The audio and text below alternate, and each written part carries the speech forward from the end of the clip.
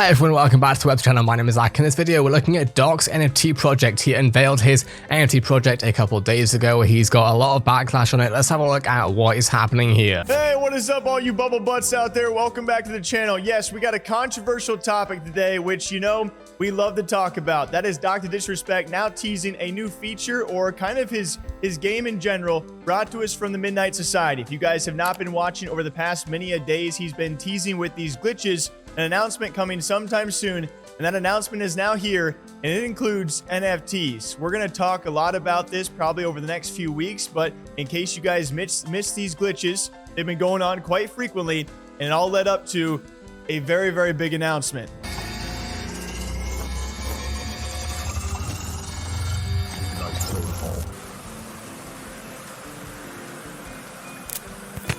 Jesus, Alex.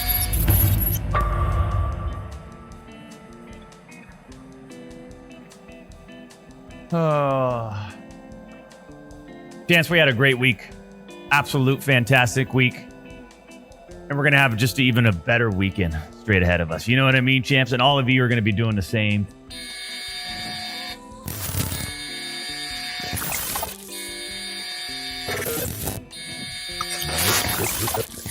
And that all leading to a midnight release, which is literally the reason I could not join this man, okay? This released at midnight, and I was dead asleep, all right? I'd been asleep for a couple of hours by then, but some big news and some big feedback from a community who probably will be responding all day long on this, as he now has announced, well, the clause.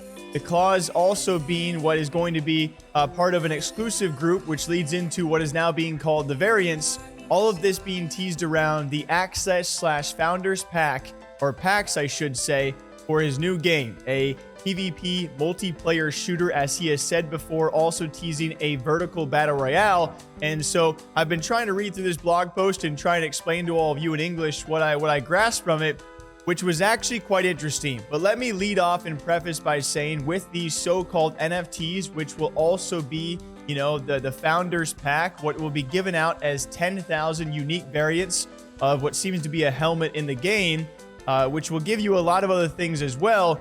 I think this really does need to be talked about, but let me first say, I'm not a fan of NFTs. You know, the only NFTs I have is one that was given to me. I've never bought or sold NFTs, and certainly their inclusion in video games is going to be a very controversial topic, one that... Okay, let's start off with that. Actually, that's interesting that Jake says that he actually has an NFT, because that tells me that he's interested, and he's interested in learning about it, because you only have an NFT if you have a wallet for an NFT, and you have to set one up for yourself. So it definitely shows that he has some level of interest in it. That I am very weary of. I mean, I am very hesitant with any games out there based on these NFTs, and I'm surprised he used the word, but the description he had for them, I mean, it was very interesting, as there will be 10,000 access passes either given out or have to be purchased after going through a vetting process. I mean, I'm sure he's going to probably get more than 10,000 applications from... Okay, let's just start with this. Early access voting rights, unique visor, Cortex design. What I've seen so far with Doc in his announcement when it comes to explaining what's going on, I give Doc a lot of respect for his marketing, his understanding of how to play an audience, etc. It's great. But when it came to this, I was a bit surprised, because the stuff that Doc's talking about, he will definitely understand from a game design point of view. But the majority of people who are watching his stream will not be looking at it that way. And the majority of what we're seeing right here, honestly, most people don't care about. They just don't. And that's why, you know, essentially when you pair NFTs up, which is a dirty word, and show people stuff that they don't really care about, it doesn't end up anywhere great as far as understanding is concerned. Realistically, what I think should have happened is that we should have seen gameplay, we should have seen the game, we should have seen the NFTs as part of it, but the idea of marketing your game as an NFT game, a game with NFTs at all, is just not the way to do it, because a game needs to stand alone on side of itself without the NFT aspect. It can't just be you have to like NFTs to play the game. It has to be a game that people just want to play anyway, and NFTs can be a part of that economy. the NFT community, from the gaming community, from the streaming community, all of those who have interest. Those access passes will also be the founders' access for the game, costing $50 a piece, which, to be honest, I wasn't sure what I was expecting for price points, but that doesn't seem all that bad if you really think this project will last and be worth it, because each of those founders that actually purchase or are given that access for $50 will also receive a unique variant in the game, a variant of a helmet, or what is being called a visor cortex, which seems to also be tradable and sellable, which is establishing the base economy for what will be the future of the game. 10,000 unique items to be put into the game right at launch, given to those 10,000 individuals. And you have to imagine this kind of economy will expand into other items, and throughout the game's progression, we'll see.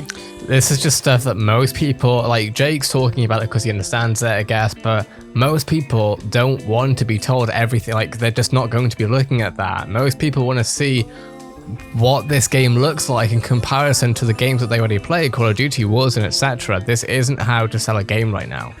How he does this. Now, he is also calling these, as they are, NFTs, which is where there's probably going to be a lot of backlash, and rightfully so. But I would be lying to you guys if I didn't say I read through this, and I was at the very least, I mean, I was actually interested, because the access that everyone who actually purchases these NFTs / founder packs gets is quite interesting. Not only do you get some leverage in what seems to be in the development process, some decision making on where the game will go, which is also interesting in itself, can be put up for debate, but also early access to certain things like merch, or certain early access to things in the game, and to play things out and see a little bit of a beta testing here and there, amongst many other perks and benefits that you do get, all for your $50. So again, if I'm being honest, all the things you get for $50, especially if you believe in the project, it seems like a pretty good deal. The vice versa of that being, we now have a game that Doc has teased will be based around NFTs, which seemingly they will play a pretty big part,